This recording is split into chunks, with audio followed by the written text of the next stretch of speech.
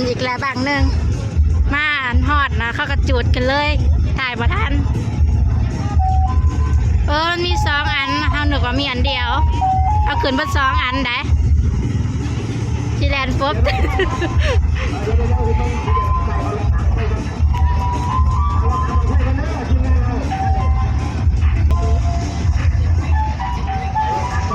สบายดีทุกคนมาเที่ยวบนหลังไฟน้ำกันเด้อ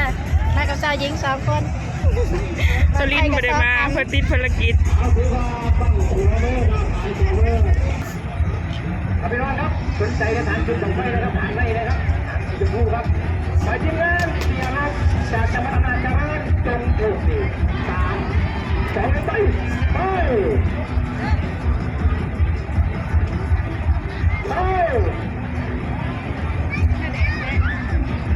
แดดมาบุญก็ได้สายยาวหัวล้อสายไฟมันติดหน่อยครับมันนะไฟมันเอาว่าติดมันก็บอกผิดนะเดินอาจิแป๊กขึ้นแป๊กใหม่แล้วสงสัยที่ขึ้นข้าจ้าลง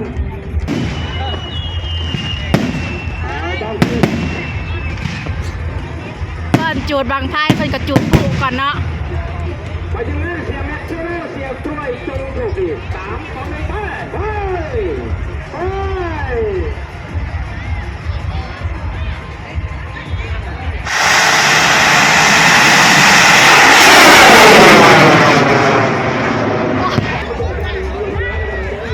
บางคนแตกซ้ำพี่น้อง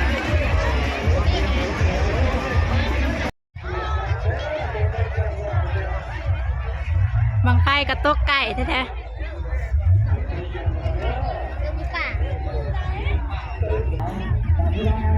ไม่อยากเสื้อผ้าบ่สยิงคืออยู่ประจัก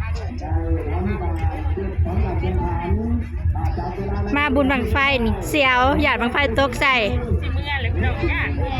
เตะกันเธอดึงตกใกล้ๆกันเธอนึงคนก็หลายบรรยากาศก็ฮ้อน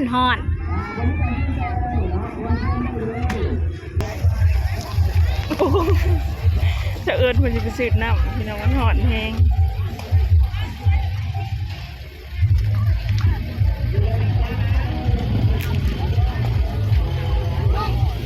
คนก็ห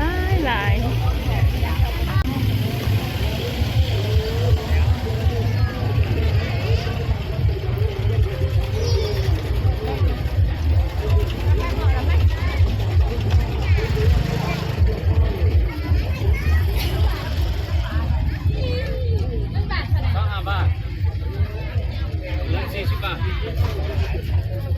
กินกันฮอดจะเอิญคนจะสืบน้ำทีก็ยังลาอยู่รอคิวกัน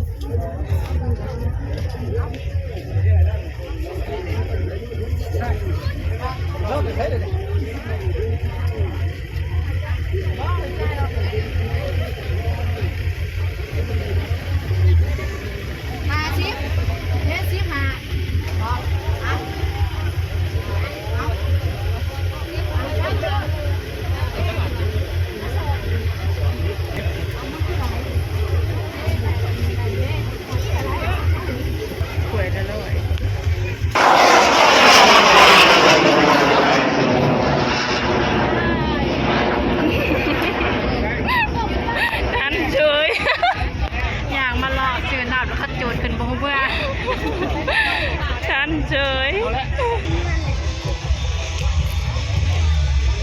บรรยากาศบุญกับประมาณนี้นะทุกคนเดี๋ยวมันห่อนแห้งคนกันลายได้กระหมักมาเนาะคนกันลายหอดก็หอด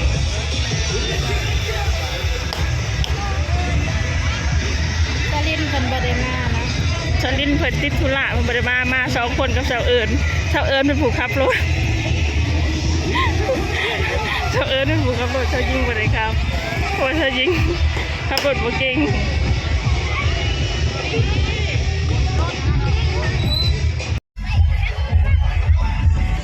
มาถึงแล้วมาแต่เว้นชิมื้ออะไรที่นี่อยู่บ่เห็นไหนเอานะฮะก็มา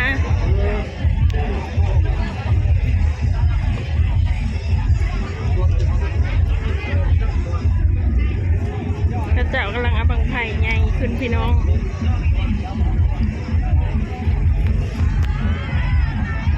รางวัล นี่ก็คือรางวัลเกิดนะพี่น้องบางไพ่ได้ขึ้นก็ผู้นั้นได้พี่น้อง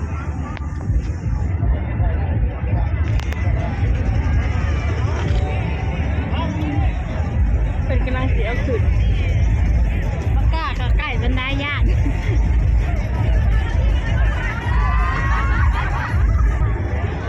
เอาพี่น้องพยายามบอกนะครับทำการปล่อยบอกให้ฐานได้เลยครับ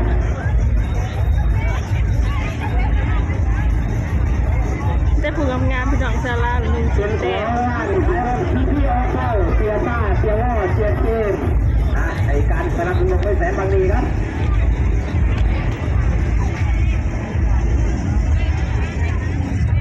ไอ้พี่น้องทั้งสูงไอ้ตื่นนื่นนะเด้อเฮ้ยฝั่งไหนกับฝั่งนั้น คนกันหลาย ภายในว่าบุญบังไฟน่ะเดี๋ยวทำได้กับบ่ย่าน ๆเนี่ยจะเอิญผมรักขนาดบุญบางไฟเลยเด็ดทำไมกูบ่ยาก เป็นการกินทอด หมูพาหมูมา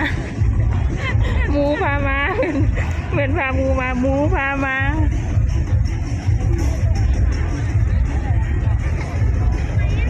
ของพายก็มี2 หางพี่น้อง